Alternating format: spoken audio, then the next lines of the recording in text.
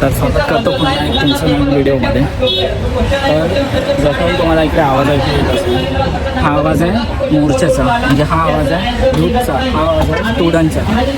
जे काही ॲस्परंट आहे त्यांचा हा आवाज आहे. मी पण त्याच्यामधला एक ॲस्परंट आहे आणि आम्ही इथं सर्वजण जमलेलो आहोत कशासाठी की इथं आम्ही मोर्चा काढला आहे. कारण की नुकतेच आता एक नोटिफिकेशन काढून MPSCने आपला एक्झाम जी आहे ती ऑनलाईन पद्धतीने करण्याचा निर्णय घेतला. पण आम्हाला ऑनलाईन पद्धतीने एक्झाम नको, कारण की ऑनलाईन पद्धतीने आतापर्यंत खूप फ्रॉड झाले. आम्ही सर्वजण इथं जमलेलो आहोत. तुम्हाला मी व्हिडिओमध्ये समोर दाखवेल की आम्ही इथं सर्व स्टुडंट जमलेलो आहोत. किती लोक आहेत. आमची एकच मागणी आहे सगळ्यापर्यंत की आम्हाला ऑफलाईन एक्झाम पाहिजे आणि त्याच्यासाठी आम्ही इथं जमलेलो आहोत. आम्हाला आर्थिक मदत लागेल ते मी या ठिकाणी देईन. या ठिकाणी माझी मी आर्थिक मदत सुद्धा जाहीर करतो. 5,000 रुपये माझ्यातर्फे या ठिकाणी जाहीर करतो. धन्यवाद. धन्यवाद साहेब. पैसा सगळ्यांकडे आहे, पैसा सगळ्याकडे आहे, पण त्यासाठी कलेजा लागते. साहेबांचं खूप खूप धन्यवाद. वारगिरे सर सरांकडून मदत घ्या. धन्यवाद साहेब. यानंतर या आंदोलनाचे आपला स्थायी समिती गाईस, आज मी इथं आलेलो बसस्टॉपजवळ. इथं MPSCच्या विद्यार्थ्यांचा मोर्चा चालू आहे. म्हणजे मी पण एक ॲस्परंटच आहोत आणि इथे मोर्चा चालू आहे. बघा, तुम्ही बघू शकता हा मोर्चा आहे की MPSCनं ऑफलाईनच्या ऐवजी ऑनलाईन एक्झाम केलेली आहे. म्हणून आम्ही इथं जमलेलो आहोत सर्वजण. सर्व जे ॲस्परंट आहे ते सर्व जमलेलो आहोत. कशासाठी?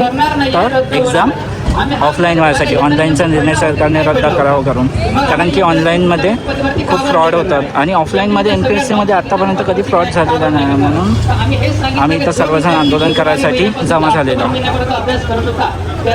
आम्ही आज एक संधीचं सोनं करण्यासाठी वाट पाहून अभ्यास करत आहोत. जर का तुम्ही आमच्या शेवटचा एक इशारा देतोय, आवाज हमारा बुलंद है, कोई दबा नहीं सकता. आवाज हमारा बुलंद है, कोई दबा नहीं सकता. इन युवाओं के हौसलों को कोई दबा नहीं सकता. और जब तक न्याय नहीं मिलेगा तब तक ये कारवां भी रुक नहीं सकता. तब तक ये कारवां भी रुक नहीं सकता. विद्यार्थी एकता जिंदाबाद, जिंदाबाद, जिंदाबाद. विद्यार्थी एकता जिंदाबाद, जिंदाबाद, जिंदाबाद. नॉर्मलायझेशनचा काळ बंद झालाच पाहिजे. नॉर्मलायझेशनचा काळ बंद झालाच पाहिजे. सर्व आयोजकांचे मी आभार मानतो. सर्व आपल्या आगात काली माता आली पाहिजे. तर बंद्या लटा सोडायच्या आणि कलेक्टरच्या आवारात जाऊन कुकू गिकू लावून घ्यायचं, अंगात सुस्ती करायची. त्याच्याशिवाय हे भूत उतरणार नाही. कारण आपण प्रेमानं सांगून राहिलो की प्रेमानं लागतो ते भूत बातोचे मानते नाही. तर मग आपण अवकातीवर आलो पाहिजे. कारण वर्धेत आंदोलन झालं, यवतमाळले आंदोलन झालं, वणीले आंदोलन झालं, संभाजीनगरले आंदोलन झालं, लातूरले आंदोलन झालं, आता चंद्रपुरात चालू आहे. तरी सांगायले काना बहिरे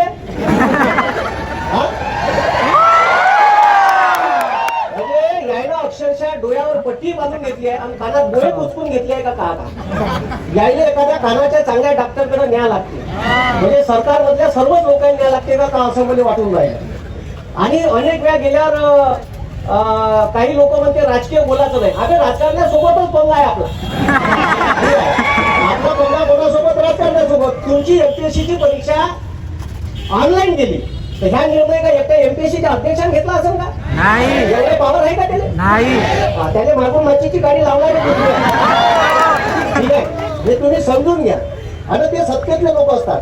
सरकार कोणाचाही येऊ, ठीक आहे, पण जो सत्तेत आहे हे सत्तेतले लोक असे चोटके धंदे करतात आणि हे आपल्या उरात बसतात. म्हणून एवढं लक्षात ठेवा का जेव्हा जेव्हा अन्याय होईल तर हे सत्तेतले लोक निर्णय घेतात. त्याच्यामुळे त्याच्या विरोधात आपण बोललो पाहिजे. जिथं सत्तेतलेही काही लोक आले आहेत त्याला वाटून राहिलं का उद्या आपल्या पोरावर बी अशी वेळ येऊ शकते. एकदम बरोबर आहे. म्हणून जे लोक आले त्याच्यासाठी तुम्ही टाळ्या वाजवा. कारण त्याला माहित आहे इथं जे आता बरेचसे बुजुर्ग मंडळी आहे, यायला काल देणं देणं आधी यायचे थोडं मसनात गेले. त्याला काही देणं देणं आहे का? आपण तुमच्यासाठी रस्त्यावर आले ना, त्याचे नातू असेल त्याला माहित आहे का उद्या माझ्या नातवानं जर MPSCची तयारी केली उद्या माझ्या नातवासोबत फ्रॉड होऊ शकते.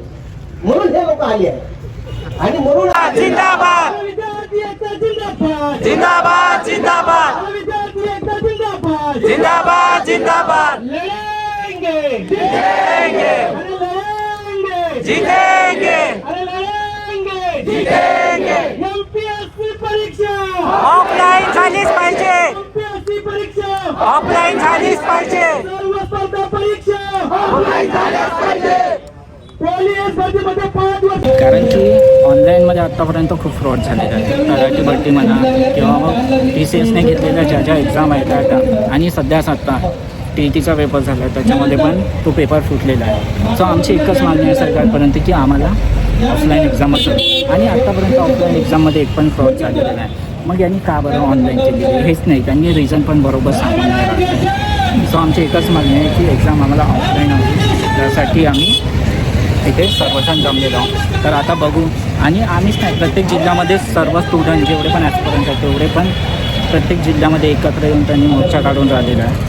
सो आम्ही पण आमच्या जिल्ह्यामध्ये मोर्चा काढलेला आहे. तर आता बघू सरकार काय निर्णय घेतात.